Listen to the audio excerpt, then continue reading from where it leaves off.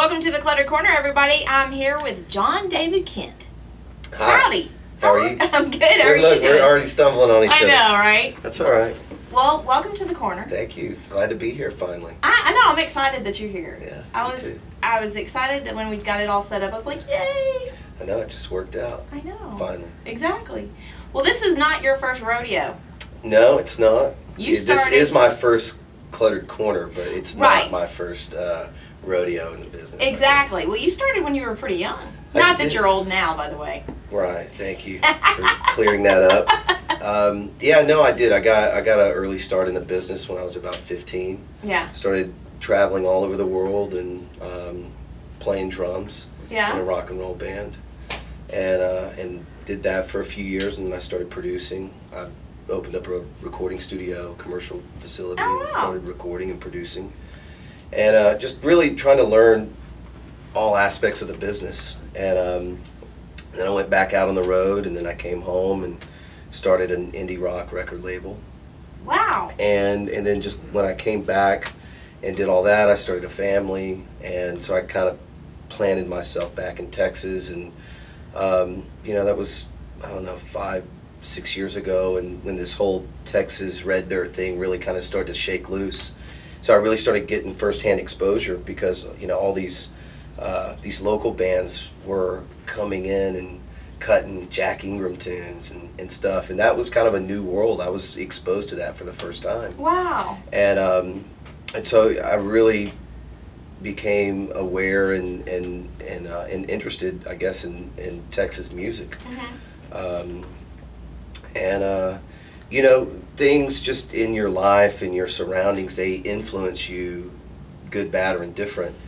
And so, you know, being married and being back in Texas and being exposed to this music, it really started to, I guess, subconsciously bring up things from my childhood and the music that my parents were listening to, and I think that's kind of what started this new chapter in my professional life. And it's been great to see, you know, some of the troubadours, if you will, in this scene. Man, they've been grinding out for 10, 12, you know, they've been paving the way, really paving the way for, you know, for people like me, because I wasn't involved in the scene 10 years ago, but I can just imagine that there weren't as many venues to play in. You know, the fans, there weren't as many fans of this music that were hip to this music. There weren't as many radio stations willing to play it. I mean, they had to really be committed, and it's really, you know, it's open doors for people like me, and I hope that I'm able to be in the business long enough to keep paving the way for other artists, you know. Oh yeah, for sure. That's what kind of creates that longevity in that cycle, I think. Right. Well, you mentioned some of these troubadours. Is there anyone in particular that comes to mind when you say that? Well, I think Jason Boland's one. Sure.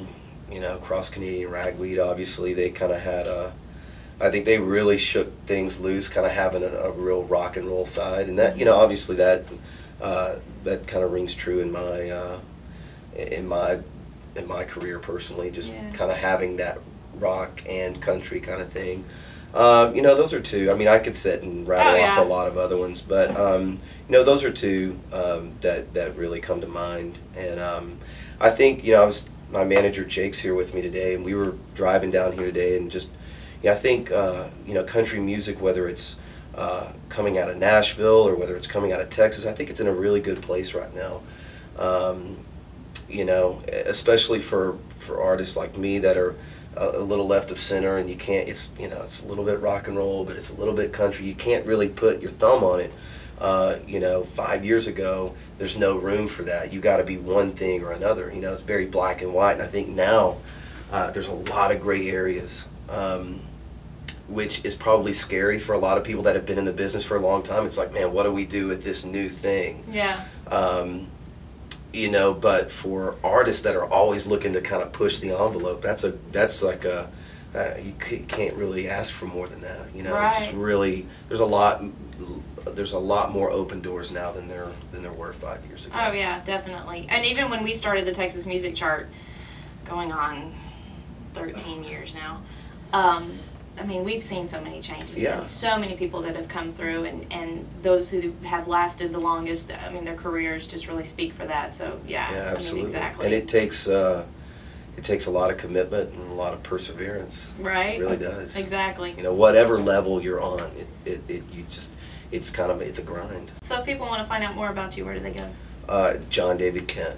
Everything, Twitter, Facebook, the website, John David Kent. There you go, folks. Get out and see a show. You won't regret it. She's just a runaway. She's just a runaway. She's just a runaway.